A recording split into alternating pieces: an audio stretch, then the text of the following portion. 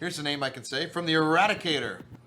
People of the verse, hello and welcome back to this channel. This is the Eradicator, and today we're having a very special video because a very interesting article or post has been posted in on rubberspaceindustries.com. Getting issues with my prepositions here. On rubberspaceindustries.com about the new moons that are going to come up in Star Citizen Alpha 3.9. By the way, guys, as I'm doing this, it is February 27th.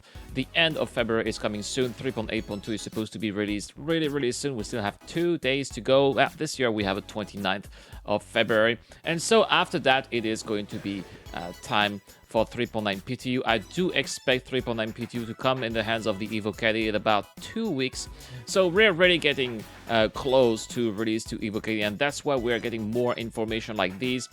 Some of the new locations that are coming up in Star Citizen Alpha 3.9, and here the moons of Microtech, which I find really exciting, especially after last week's brilliant episode of Star Citizen, which was showing us those light moons. By the way, guys, this is the very first time that we are seeing those moons from space. Every time we have seen those moons from space, we did see the JPEGs, the concept arts, including last week. This is the very first outlook that we have of the moons of Microtech from space. So this is quite a big deal, actually.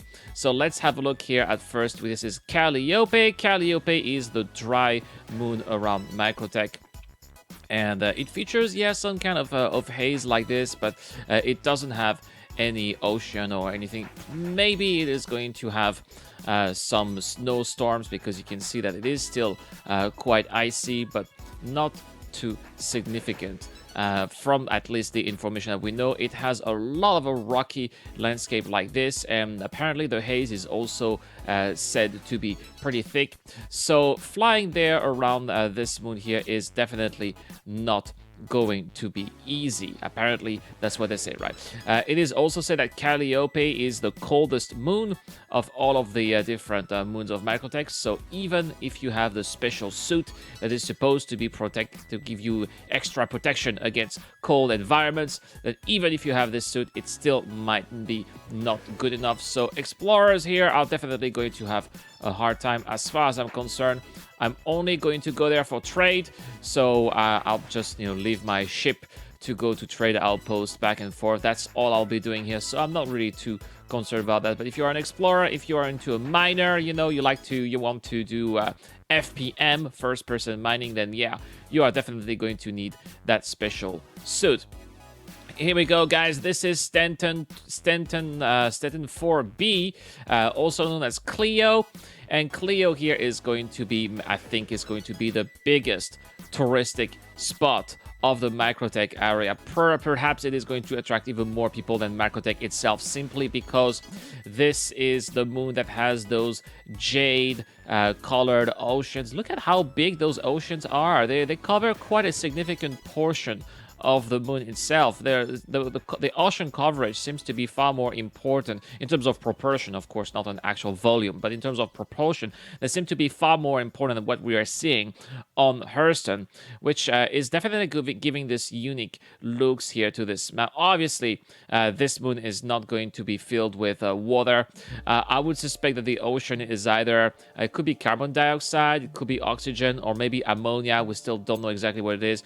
But I really appreciate that the fact that CIG is working with actual scientists to create those moons and planets. So I'm pretty sure that they must have some scientific background that have not been released to us, and that's why I can't wait to actually get there, use my Mobiglass, and check out in my Mobiglass what is the composition of the atmosphere, so that I can have a better understanding of what this moon is made of. So far, everything that we know are those beautiful pink skies that we have been able to check out in inside Star Citizen.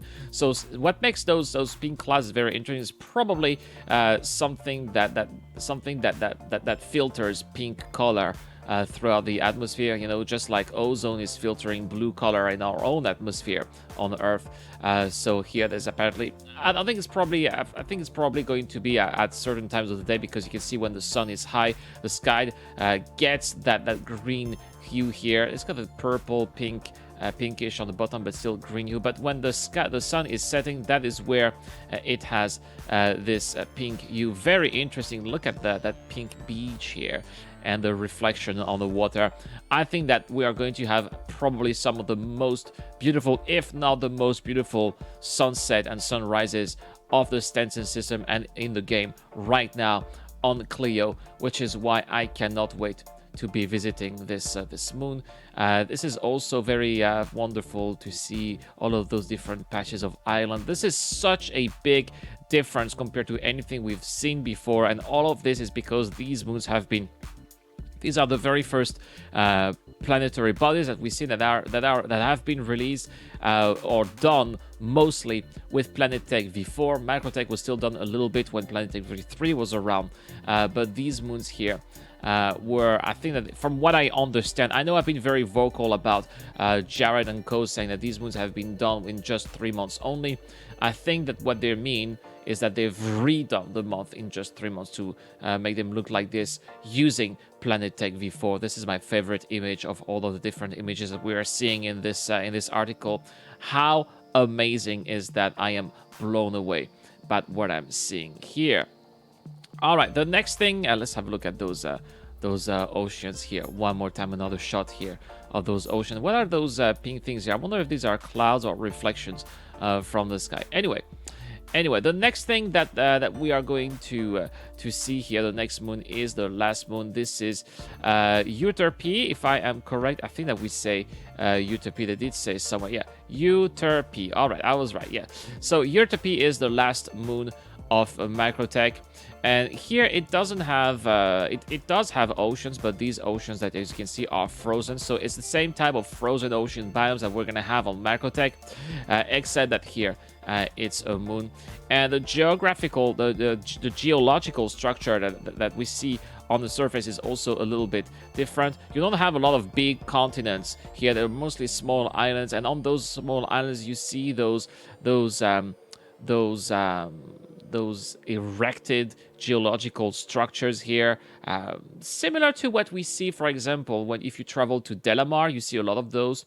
So these also are going to have a strong presence on the Euterpe. So it is going to kind of have this vibe of Delamar, but on a much different scale, with a thicker atmosphere and a thicker size as well. So yeah, I am really excited about these moons. Of course, this is something that is really missing. We are missing points of interest around Microtech, and I'm so glad that finally they are going to come in Star Citizen Alpha 3.9. I cannot wait to send my Caterpillar and my training fleet to Microtech and trade from there to the other locations of the Stanton system. This is going to be a really exciting time for us traders out there, or anybody else who want to do things around Microtech, because let's face it, right now there's not much to do. So tell me what you guys think. Are you also all fired up for Clio? Personally, I cannot wait to go there. I'm pretty sure I'll be training a lot of I'll be training there many times, even if there's not much to do, just because I love those pink reflections here on whatever liquid surface that is. But what about you guys? What are you going to do? Are you going to go there, or are you not so excited about these? Would you rather stay around Pol Orisar? Please tell me everything in the comments down below. Also, guys, this month I've got a giveaway. I'm giving away a Mustang Beta thanks to Dragon Ghost. We still have 2 days to go. All you need to do to get some winning is to subscribe to this channel, to comment to any videos posted this month. The winner will be announced early March. Also, I'm giving away $50.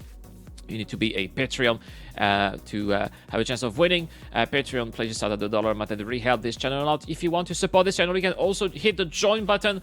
That is really helping me a lot as well, to get you daily content for you guys, daily Star Citizen content, and on top of that, sometimes I'm giving you extra bonuses about other things as well. Thank you so much for watching, guys. I'll see you guys tomorrow for more Star Citizen content. This is the Eradicator. I'm signing out.